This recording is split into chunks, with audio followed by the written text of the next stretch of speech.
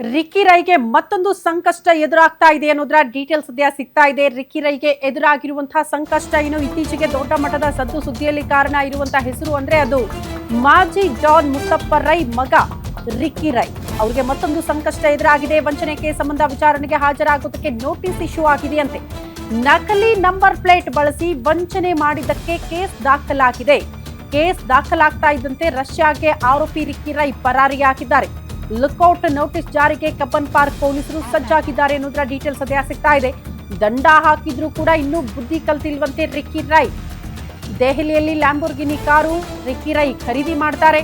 But ನಕಲಿ number plate ಬಳಕೆ ಆಗಿದೆ ಅಂತ 5 ಲಕ್ಷ ಕೊಟ್ಟು ಫ್ಯಾನ್ಸಿ ನಂಬರ್ ಪಡ್ಕೊಂಡಿರ್ತಾರಂತೆ ರಿಕ್ಕಿ ರೈ.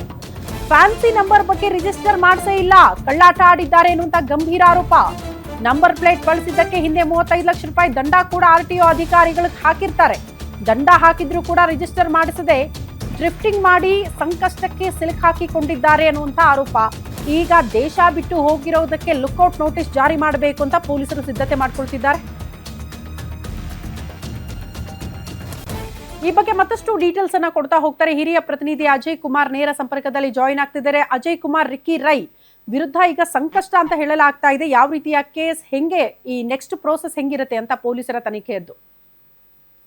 ಖಂಡಿತವಾಗ್ಲೂ ಶ್ರುತಿ, ಏನಂದ್ರೆ ಈಗಾಗಲೇ ಕಾರನ್ನ ಅವರು ಖರೀದಿ ಮಾಡಿದ್ದಾರೆ ದೆಹಲಿಯಿಂದ. ಆದ್ರೆ ಇಲ್ಲಿಗೆ ತಂದಂತ ಕೂಡ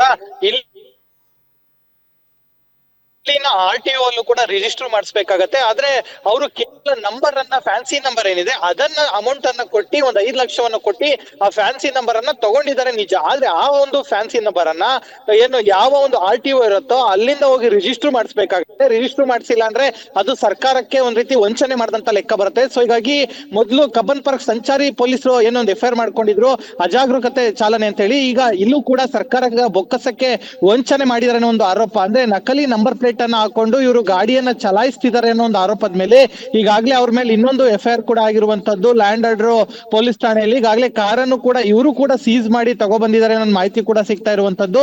ಸೊ ಹೀಗಾಗಿ ಇವೆಲ್ಲ ಬೆಳವಣಿಗೆ ಆಗ್ತಾ ಇದ್ದಂತೆ ರಿಕ್ಕಿ ರೈ ಕೂಡ ಈಗಾಗಲೇ ರಷ್ಯಾಗೆ ಕೂಡ ಹಾರಿದ್ದಾರೆ ಅನ್ನೋ ಮಾಹಿತಿ ಇದೆ. ಸೊ ಹೀಗಾಗಿ ಅವ್ರಿಗೂ ಕೂಡ ಲುಕ್ಔಟ್ ನೋಟಿಸ್ ಅನ್ನ ಜಾರಿ ಮಾಡಿ ತಕ್ಷಣ ಅವರನ್ನು ಕೂಡ ಕರೆಸಿ ವಿಚಾರಣೆ ಎದುರಿಸೋದಕ್ಕೂ ಕೂಡ ನೋಟಿಸ್ ಅನ್ನ ಜಾರಿ ಮಾಡುವಂತ ಎಲ್ಲಾ ಸಾಧ್ಯತೆಗಳು ಕೂಡ ಹೆಚ್ಚಿದೆ ಅಂತಾನೆ ಹೇಳ್ಬೋದು ಶ್ರುತಿ. ಓಕೆ ಅಜಯ್, ಧನ್ಯವಾದಗಳು ತಮ್ಮೆಲ್ಲ ಮಾಹಿತಿಗೆ.